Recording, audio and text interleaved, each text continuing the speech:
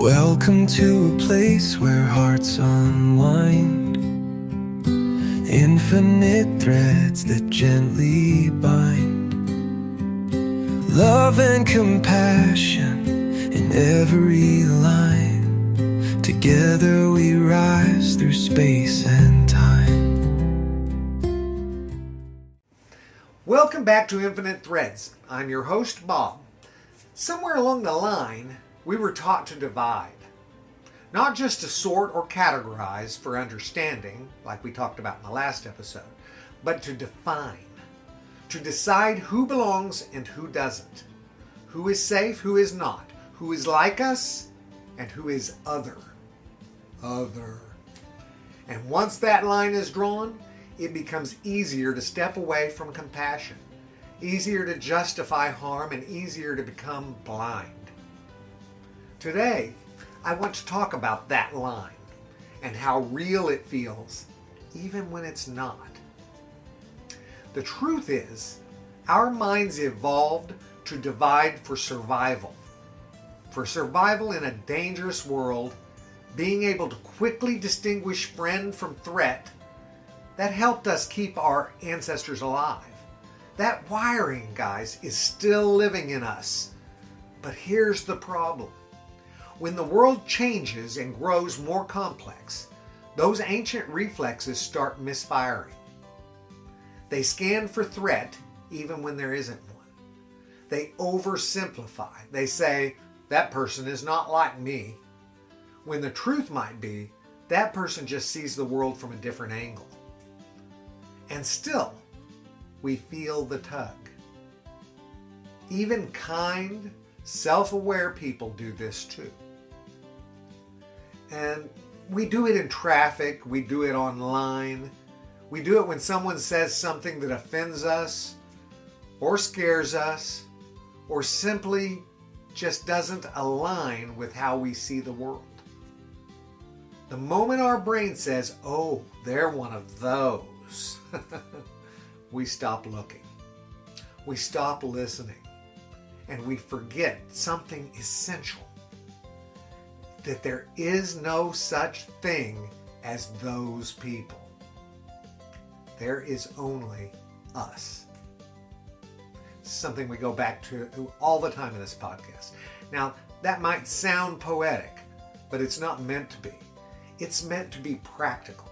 Because when you forget the us in someone else, you lose access to your own depth. Let me explain. When we create an other, what we're really doing is projecting, pushing the part of ourselves that we don't want to deal with onto someone else. It's a defense mechanism, a mirror turned backward. Because to see the other clearly would mean seeing the part of ourselves we've hidden, buried, or never questioned. Think about this. Have you ever judged someone for being controlling, only to later realize you were trying to control your own environment in subtle ways? Have you ever rolled your eyes at someone's stubbornness, only to notice the quiet ways you dig in when challenged? That's what projection does. It lets us spot flaws in others that we haven't yet made peace with in ourselves.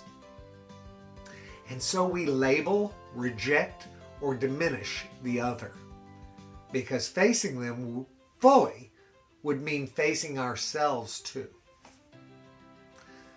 But here's the pivot. What if we leaned in instead of away? What if we began to see the other as an invitation?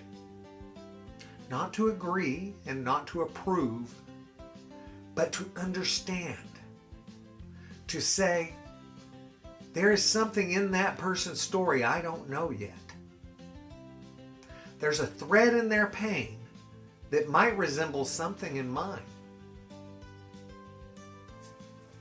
There is a way they've learned to survive that makes sense in their world, even if it doesn't in mine. That doesn't make them right, but it makes them real.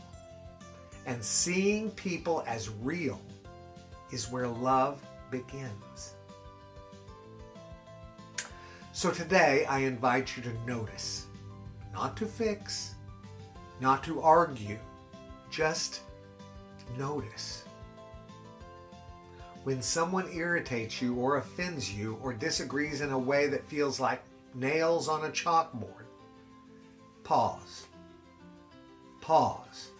And instead of saying, they're one of those people, try saying this. They're responding to something. Let that be the beginning of understanding, guys, because behind every sharp opinion is usually a deeper fear. Behind every wall is usually a wound. And beneath every mask is a human face, just trying to figure out what this life is all about. The illusion of other is powerful, but so is presence. So is compassion, and so is the steady refusal to dehumanize, even when it would feel easier to do so. Because if we fall into the trap of division, we don't just lose them, we lose ourselves. We lose our own softness, our own clarity, our own thread of love. And in a time when the world feels increasingly hardened and fast to judge, what we need most is not sharper arguments. What we need is people who stay soft, people who stay open, people who remember that there is no them, only us. Thank you, guys. Thank you for listening. I know this one isn't easy, but it matters. It matters a whole lot. Every time you choose to pause instead of react, you make a different kind of world possible, one thread at a time. I'm with you. I love you all very, very, very much. And you know what I need you to do? Go out and pass that on, okay? Later, Gators. Bye-bye.